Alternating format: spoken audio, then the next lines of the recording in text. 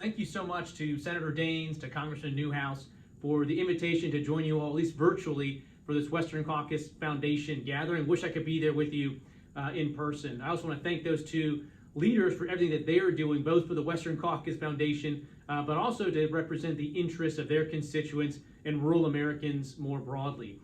For my part, I think there's no better way to do a job in Washington, D.C., like the one I have here at the FCC, than to spend as much time as possible outside of the Beltway.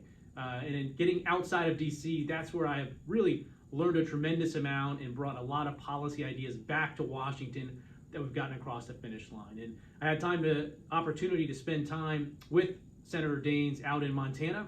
We did a couple events together in Missoula, including at an event where we went with a healthcare provider that's been bringing telehealth and behavioral mental health services to children that are located hundreds of miles away from Missoula. And it's due to the power of an internet connection that service is being able to get delivered to that community.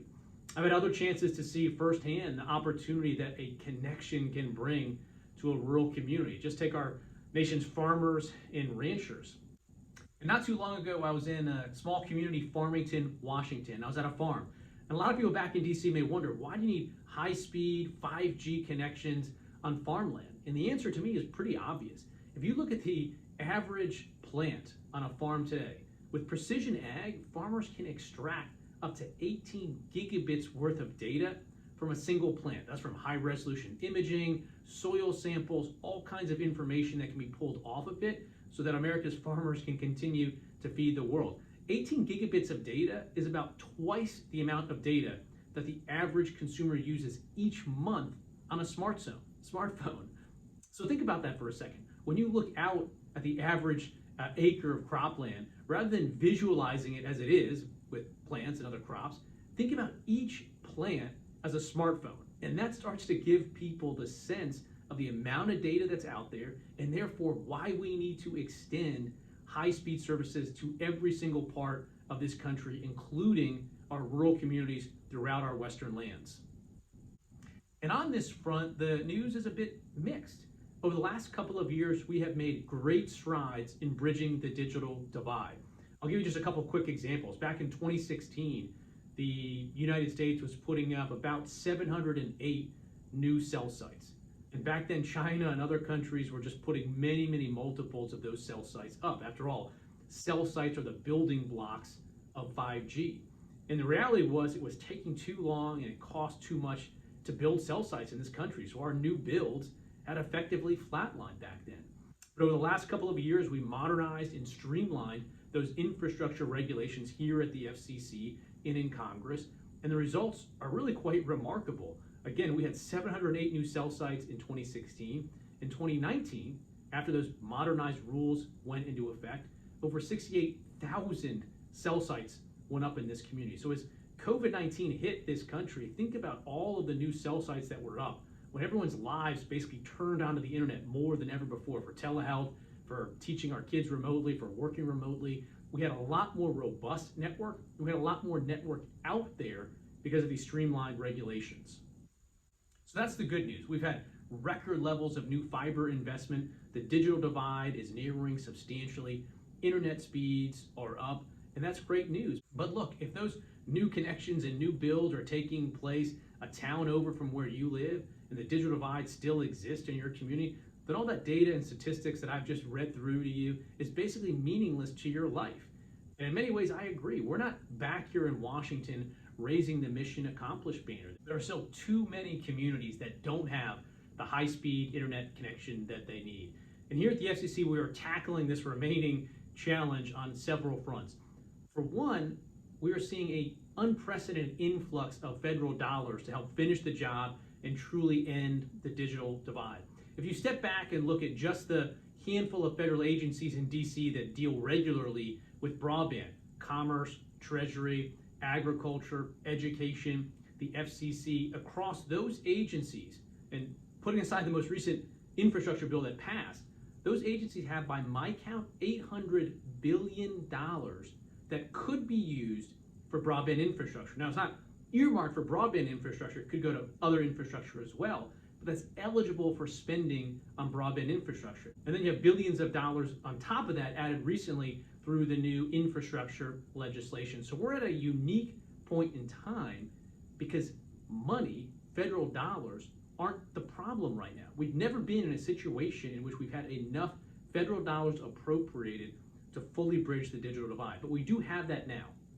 So the challenge at this point is how do we properly administer all of those funds? I personally am very concerned that we're going to flash forward a couple years from now. The $800 billion is going to be spent, the 40 to 60 billion from the new infrastructure package is going to be spent, and we're still going to have a persistent digital divide.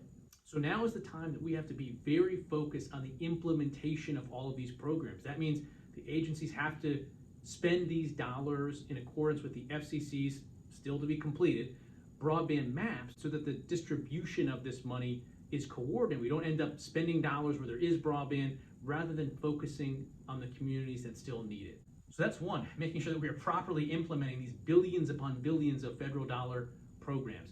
Another is the FCC's own programs. Obviously, we've got a $3 billion emergency benefit broadband fund that's designed to get low-income Americans online. We've got a $7 billion emergency connectivity fund to help get school kids online. And we've got about $11 billion that we've advocated for a second phase of what we call RDOF, the Rural Digital Opportunity Fund. That's, again, designed to support the build-out of high-speed networks in rural communities.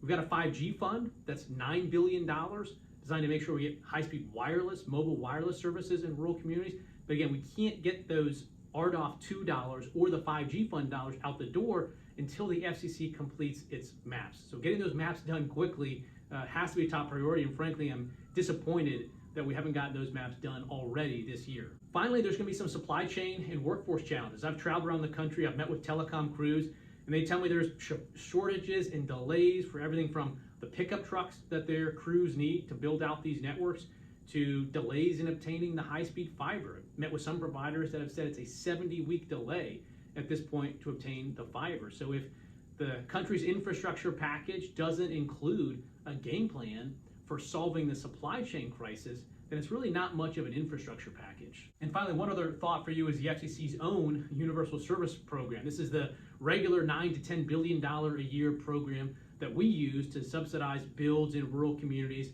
as well as to pay for affordability and low-income programs. And the funding source for the FCC's Universal Service Mechanism is stuck in a death spiral. The way it works today is we at the FCC effectively impose a charge on your monthly telephone bill, which right now is a 30% charge, roughly, of a portion of your bill. That's where we get the $9 to $10 billion a year from. But that revenue-based telephone revenues have been sharply declining. So that source of funding isn't sustainable anymore. What I've thrown out there is a fair share idea that basically says that we need to start looking at large technology companies, the entities that benefit tremendously from the networks that this Universal Service Fund supports, to start contributing a fair share into that USF fund, because today they contribute effectively zero. So this is whether it's Netflix or Disney Plus, these are streaming services that take up vast amounts of the network capacity that these funding mechanisms support. Or if you look at digital advertising revenues from places like Google or Facebook, those are $100+ billion a year revenue sources that benefit from the expenditure of funds from the FCC's Universal Service Program. So I put out the idea, and it's gaining traction on a bipartisan basis in Congress, that we should start looking at those large technology companies to pay into the FCC's Universal Service Fund. That will make sure we have a sustainable, fair mechanism for adding dollars into that fund, and that way we can make sure that we really complete the job of bridging the digital divide. So to recap at the end here, I would say the number one priority has to be implementing the existing funding programs, the unprecedented amount of dollars we have out there, because we cannot afford to be taking this $800 billion or the $40 to $60 billion from the infrastructure program and not properly implement it. So we need really great coordination at the federal level and state level in the next year on that. The next is making sure that the FCC gets its maps done. Frankly, again, I think we should have done that already, because those maps are going to be key to unlocking additional FCC sources of funding. And finally, we need to shore up the FCC's own Universal Service Fund so we can sustain the support of rural networks into the future. Thank you again for the opportunity to offer these remarks, and I look forward to spending some time with you all in person in the near future.